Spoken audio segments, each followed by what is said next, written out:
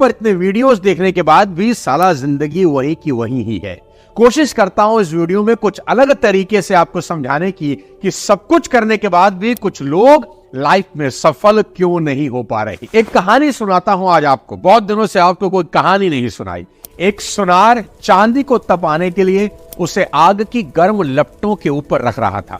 तो उसका 16 साल का लड़का उसे देख रहा था। बेटे ने कहा, पापा ये क्या कर रहे हो? सुनार ने बेटे से कहा, चांदी को लपटों के ठीक बीचों बीच उस जगह रखना पड़ता है जहां आग की लौ सबसे ज्यादा गर्म होती है, ताकि चांदी का सारा खोट, उसकी इम्प्योरिटी यानी अशुद्धता जलकर राख हो जाए। बेटे ने कहा, आप कब तक इसे ऐसे ही पकड़कर बैठे रहोगे पापा? सुनार ने जवाब दिया, बेटा चांदी को पकड़कर सिर्फ बैठा ही नहीं रहूंगा, बल्कि पूरे समय चांदी पर नजर भी जमाए रखनी होगी। अगर चांदी ज्यादा समय आग की लपटों के बीच रही तो नष्ट हो सकती है। बेटे ने बड़ी मासूमियत से पूछा, पापा आपको कैसे पता चलेगा कि चांदी पूरी तरह शुद्ध हो गई? पिता ने मुस्कुराकर बेटे को जवाब दिया, बहुत आसान, जब उसमें मेरी झलक दिखने लगे, जब मेरा अक्स उसमें नजर आने लगे। नहीं समझे आप?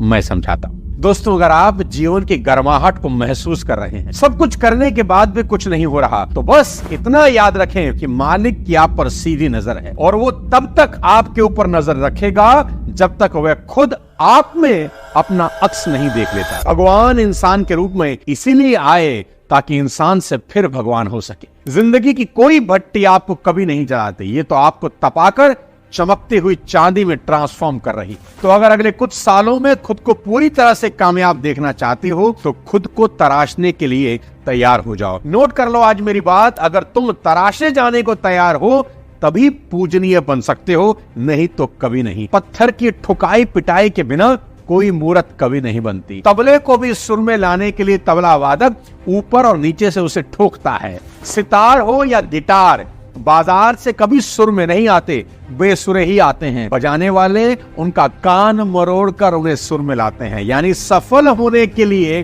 तपना तो पड़ेगा। तो आज जिंदगी में आगे बढ़ने के 3 सबसे इंपॉर्टेंट सूत्र इस वीडियो में दे रहा हूं। आज एक बेहद अजीब बात आपको बताना चाहता हूं, जो मैंने पिछले कुछ सालों में सीखी है कि जिंदगी में अगर बेहद ऊंचाई पर पहुंचना चाहते हो तो सबसे पहले अपनी समस्याएं बड़ी करो। ठीक सुना आपने, अपनी प्रॉब्लम बड़ी करो। छोटी प्रॉब्लम छोटे इंसान बनाती है। आप भी सोच रहे होंगे कि सोनू जी का दिमाग कहीं चकरा तो नहीं गया। दुनिया प्रॉब्लम खत्म करने की बात करती है और ये बढ़ाने के लिए बोल रहे हैं। देखो भाई, समझो मैं ऐसा क्यों बोल रहा हूं। अगर तुम्हारी प्रॉब्लम छोटी है तो ये मान लो तुम्हारी इच्छाएं भी छोटी मोटी ही हों, और इच्छाएं नहीं है तो प्रॉब्लम तो होगी ही नहीं। अगर कोई चाह ही नहीं तो तकलीफ कैसे? लेकिन इच्छाएं जितनी बड़ी होंगी समस्याएं उससे भी बड़ी हों। देखो, अगर तुम सड़क पर सिर्फ चलना ही चाहते हो तो कोई समस्या ही नहीं, लेकिन अगर तुम मैराथन दौड़ना चाहते हो तो तुम्हारे सामने कई मुद्दे आएंगे जिससे तुम्हें निपटना होगा। अगर एग्जाम में सिर्फ पासिंग मार्क्स ही लाना चाहते हो कोई दिक्कत ही नहीं, लेकिन अगर 90% से ऊपर लाना है तो तकलीफ तो होगी। वनडे क्रिकेट में अगर सिर्फ 100-125 रन का पीछा करना है कोई दिक्कत नहीं, लेकिन अगर 400 रन चेज करने पड़ जाएं तो पसीने छूट जाए। इन सभी बातों का कुल जमा ये है कि अगर तुमको सिर्फ जिंदा रहना है या अपना सिर्फ वजूद बनाए रखना है तो कोई दिक्कत नहीं, क्योंकि ज्यादातर दुनिया यही कर रही है। लेकिन अगर खुद का दोहन सही अंदाज में करना हो तो आह तो निकलेगी। तो आज ये डिसाइड करना है कि जिंदगी में कुछ छोटा मोटा हासिल करने आए हो या कुछ बड़ा, और देखना बड़ी प्रॉब्लम को सॉल्व करते करते एक दिन आप बड़े इंसान बन जाते हो। आसान रास्ते नहीं, मुश्किल रास्तों की तलाश करना, खुद को चैलेंज पेश करना। मैं हमेशा से कहता हूं, गंगोत्री से गंगा सागर की दूरी तो मुर्दा भी तय कर लेता है। उसमें क्या मानता है? मुर्दे को आप गंगोत्री में बहा दो तो बहता बहता गंगा सागर पहुंच ही जाएगा। उसमें उसे करना ही क्या है?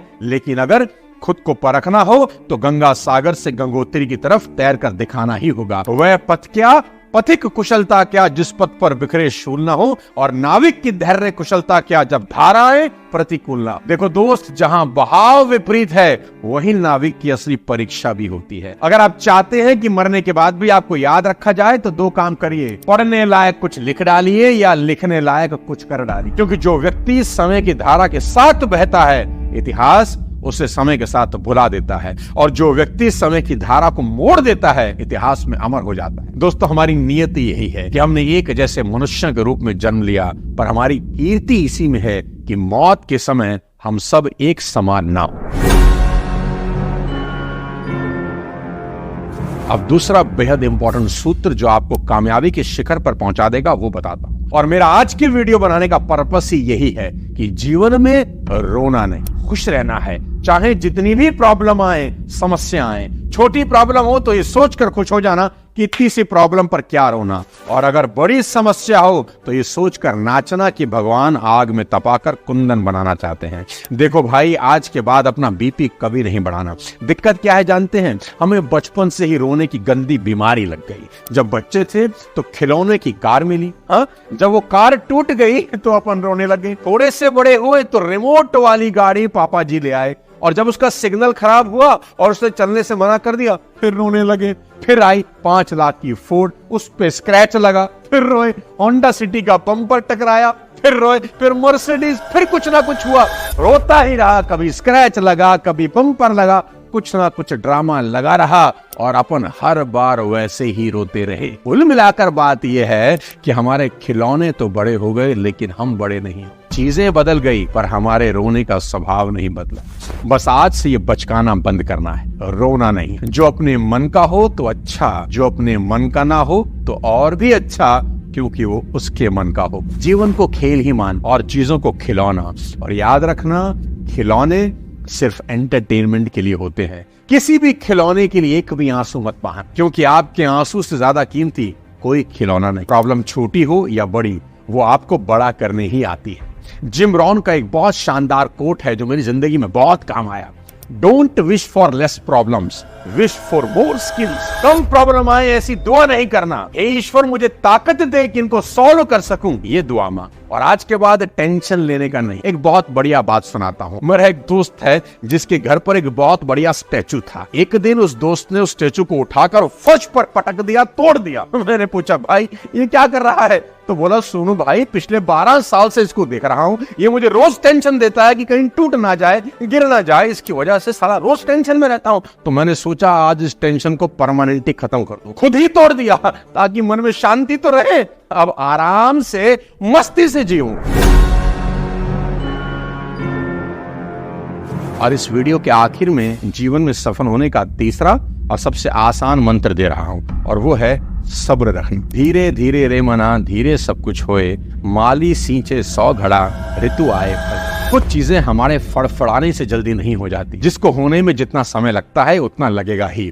बच्चा अगर 9 महीने में होता है तो 9 ही महीने लगेंगे। मेरे आपके फड़फड़ाने से 5 महीने में तो हो नहीं जाएगा। और किसी को तरक्की करता देख तो बिल्कुल भी इम्पेशेंट मत होना। याद रखना, जो लोग जितनी तेजी से ऊपर जाते हैं ताश के पत्तों की तरह भरभरा कर गिर भी जाते हैं। एक पुरानी कहावत है कि रोम एक दिन में नहीं बन गया, अगर वो एक दिन में बन गया होता तो अगले दिन धराशायी भी हो गया होता। और ये भी याद रखो, जहां तुम्हारी जिम्मेदारी खत्म होती है भगवान की जिम्मेदारी वहीं से शुरू होती है। बस अपनी जिम्मेदारी निभाकर सब्र रखो, अपनी बेस्ट एफर्ट लगाकर उस पर छोड़ दो, वो आपको मायूस नहीं करेगा। किसान ने खेत में हल चला दिया, बीज बो दिया, पानी खाद सब डाल दी, अपनी जिम्मेदारी पूरी करके उसे अब सब्र रखना है, क्योंकि अब उसकी जिम्मेदारी शुरू होती है। मैं हमेशा कहता हूँ, कुदरत आपकी मेहनत का जर्रा भी जाया नहीं करती। हर दूसरे दिन बीज को देखने मत जाओ कि कुछ हुआ कि नहीं, कुछ निकला कि नहीं। आपने लिफ्ट के लिए बटन दबा दिया ना, अपना काम कर दिया, अब मशीन को अपना काम करने दो, सब्र रखो, लिफ्ट आए। पैर फर्श पर पटकने से जल्दी नहीं आए। बेचैनी तुम्हें दुख देने का सबसे बड़ा कारण है। तुम खुद से अपने दोस्त हो, खुद अपने दुश्मन। कोई बाहर नहीं है जो तुम्हें दुखी करे। खुश रहना है तो सब्र करना सीख लो। वेटर को ऑर्डर देने के बाद सब्र रखो, खाना आ जाएगा। इतने बेचैन मत हो। आजकल की जनरेशन को, जिसको हम जेनजी बोलते हैं, उनको मेरी ये बात जरूर सीखनी होगी कि सब्र का फल सच में मीठा ही होता है। और आपको बेहद हैरानी होगी जानकर कि इम्पेशेंट इंसान समय से पहले बूढ़े हो जाते हैं। कहते हैं ना, ठंड रखो ठंड। आजकल तो पड़ भी बड़े जोरों की रही है? आज के लिए इतना ही। अगले किसी और वीडियो में जल्दी आपसे मिलता हूँ। चैनल पर नए हैं तो सब्सक्राइब करके बेल आइकन दबा दें ताकि अगली वीडियो की नोटिफिकेशन आपको मिल जाए। वीडियो अच्छी लगे तो लाइक कर दें, कमेंट कर दें और शेयर कर दें। जय हिंद।